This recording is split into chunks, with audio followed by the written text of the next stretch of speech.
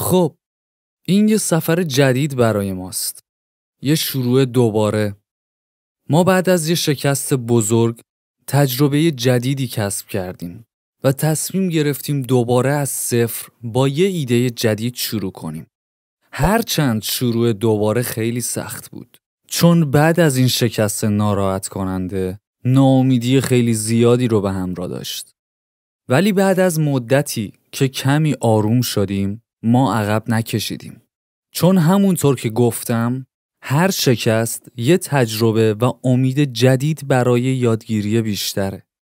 این اولین ویدیوی ما از شروع جدیده.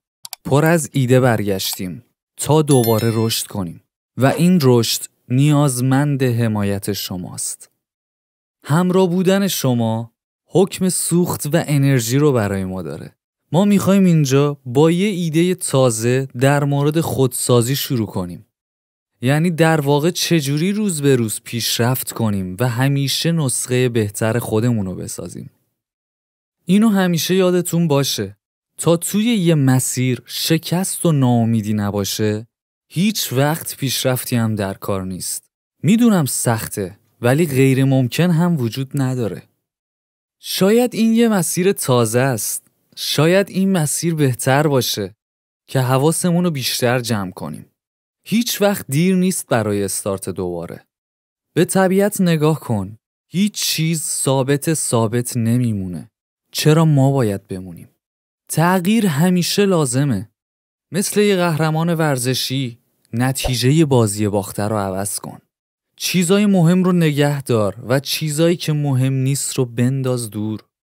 اهدافی رو مشخص کن و از نو شروع کن. ما میتونیم شکست رو قبول کنیم، اما دوباره تلاش نکردن رو نمیتونیم بپذیریم. ما بدون هیچ مشکلی تصمیم گرفتیم دوباره شروع کنیم و این یعنی اولین قدم بعد از یه سری مشکلات. باید یاد بگیریم که هر اتفاقی که افتاد دوباره بتونیم روی پامون وایسیم. ناامیدی و خستگی بخشی از زندگیه. این به تو بستگی داره که میخوای یه آدم بازنده باشی و حرکتی نکنی یا دوباره پاشی و از همه موانع عبور کنی. روزای بد زندگی بالاخره روزی تموم میشن و خورشید خوبی و خوشی از راه میرسه. آینده خوب و جدید وقتی میاد که من خودم رو برای پیشرفت آماده کنم. باید ضعفامون رو شناسایی کنیم و اونها رو برطرف کنیم. وقتی هر روز خورشید نورش رو هدیه میکنه، یعنی یه فرصت جدید هست. پس اراده کن و باور داشته باش. ما باور داریم که معجزه تو راهه با اولین قدممون.